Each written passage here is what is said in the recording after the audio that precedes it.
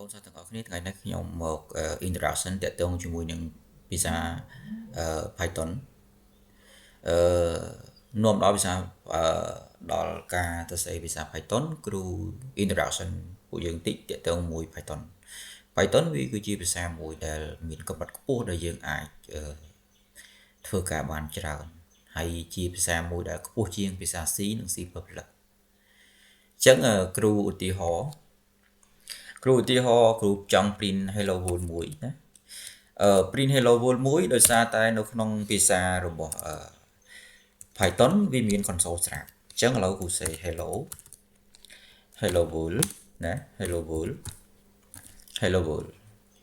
តទៅទៀតគ្រូចង់print អីទៀតណាគ្រូចង់ print តាក់ទងជាមួយនឹងឈ្មោះអីក៏បានដែរឥឡូវខ្ញុំដាក់ថា I love ឬក៏ I like Python language ណា Python ណា Python language នេះ Python language តទៅទៀតខ្ញុំចង់ print ឈ្មោះរបស់ខ្ញុំឥឡូវខ្ញុំចង់ print ឈ្មោះ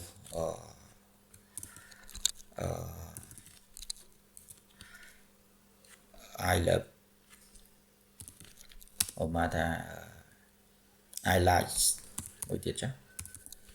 I like mathematics ណា mathematics តទៅទៀតខ្ញុំចង់ assign តម្លៃ3ទៀតនៅពេលដែលខ្ញុំចង់ variable creation វា variable creation ជាអញ្ញត្តិណាឥឡូវខ្ញុំប្រកាសអញ្ញត្តិ x ស្មើនឹង1 2 3 4 5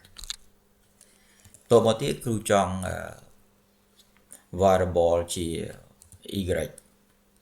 ស្មើអីអូម៉ាឈ្មោះរបស់ខ្ញុំហ្មងណាខ្ញុំឈ្មោះចឹងមកខ្ញុំសេឈ្មោះខ្ញុំបាទតមកទៀតខ្ញុំចង់ variable ជា z មួយទៀតឈ្មោះម៉ាស៊ូចានីចឹងចុះណាស៊ូចានីតោះខ្ញុំចង់ print តម្លៃហ្នឹងតើខ្ញុំទៅធ្វើម៉េចអញ្ញត្តិ3នេះ x y z ចឹងឡើយខ្ញុំត្រូវតែ print តម្លៃរបស់ x និង y យកជាការស្រេច print តម្លៃរបស់ x ណា print តម្លៃរបស់ y print តម្លៃរបស់ y តមកទៀតយើង print តម្លៃរបស់ z ប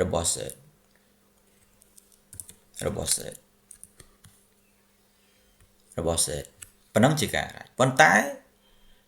complex save file ជា .py ណាដោយសារនេះខ្ញុំ save ហើយដើម្បីឲ្យវាស្គាល់ដើម្បីឲ្យស្គាល់ console មានន័យថា console វាស្រួលនៃការដែលយើងសរសេរបានលឿនមានថា console វាមានអា template ហ្នឹងវាស្រាប់អញ្ចឹងវាថាពេលយើងចាប់ដាក់ពេលយើងប្រកាសឲ្យមួយវាលោតឲ្យយើងហើយនៅថាអាហ្នឹងវា console មានថាវាមានអាក្នុងហ្នឹងស្រាប់តែម្ដងដូចនៅក្នុងភាសា C++ អញ្ចឹងដែលយើងពេលយើង install div ចូលទៅអាហ្នឹងវាស្រួលនៅពេលហ្នឹងវាមាន console វាជួយណាប៉ុន្តែភាសា Python វាជួយបានច្រើនជាងណាហើយសេលឿនណាហើយយើង complete control S មួយមក save មកអញ្ចឹងគ្រូបញ្ជាក់បន្តិចណា Python នេះជាភាសា high level ណាបញ្ជាក់ទៀតណាភាសាវាជាកម្រិត basic អញ្ចឹងខ្ញុំបញ្ជាក់បន្តិចតើតងជាមួយនឹងPython ហ្នឹងវាធ្វើការបានច្រើនឥឡូវដោយសារតែតកតងជាមួយ innovation មានន័យថានិវិវត្តការកំណត់ច្នៃប្រឌិតថ្មីអញ្ចឹងអ្នក programming ច្រើនគាត់អាចសរសេរជា app ជាអីណាជា AI ជាអីច្រើនតកតងមួយភាសា Python ហ្នឹងឯងតកតងមួយ data analysis តកតងមួយ big data តកតងមួយ machine learning តកតងមួយវា execute ទៅវាលឿនណាឥឡូវនេះខ្ញុំធ្វើការ run program នេះមួយនេះខ្ញុំចុចសញ្ញានេះមួយមក run ណាតទៅទៀតដោយសារតែខ្ញុំ run នេះដោយសារខ្ញុំប្រកាសជាអីនេះពេល print ទៅជា hello world នេះ hello world ណាបន្ទាប់មកទៅ I like Python language មួយទៀតhighlight Masmeric ខ្ញុំបោះ mistake ជា1 2 3 4 5បន្ទាប់មកឈ្មោះខ្ញុំមេងស្រីឈ្មោះសួងចន្ទនីជាដើមណាអញ្ចឹងអានេះធរជាការចាប់ផ្ដើមដំបូងនៃភាសា Python អញ្ចឹង Python មុនវងវាងាយជាភាសាមួយងាយទេណាទីទៀតទៅវាមានប្រជាចរវាធំណាអញ្ចឹងខ្ញុំតបន្តិចទៅទៀតទៅថា Python យើងអាចទៅស្អីអីបានទៀតណាចឹងឥឡូវអុកគ្រូឧទាហរណ៍ថាខ្ញុំបង្កើត library មួយ import calendar មួយនេះ calendar មួយអញ្ចឹងខ្ញុំ say calendar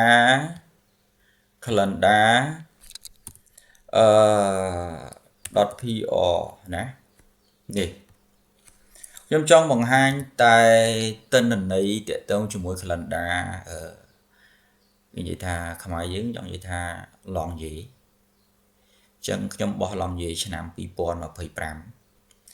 ខ្ញុំដាក់ថតតា calendar.pr តមកទៀតវាយឆ្នាំចូល2025តមកទៀតយើងត្រូវការអានទៅណាអញ្ចឹងនេះការតាក់ទងជាមួយ calendar នេះវាឲ្យយើងហើយតែកូដនេះយើងត្រូវចេះណាតាក់ទងជាមួយនឹងexecute ក្នុងម៉ាស៊ីនមិនមែនចេះតែស្អីទេណាយើងត្រូវយល់អំពីស្អីជា import ណា import នេះគួរបញ្ជាក់តិចណាវាជា library មួយណាជា library មួយណាអញ្ចឹងវីដេអូគូចេញមុនវងអត់វែងទេគូចេញខ្លីៗដើម្បីឲ្យពួកយើងងាយមើលណាអូខេជូនពរសំណាងល្អជោគជ័យក្នុងការរៀនទាំងអស់គ្នាពួកយើងណា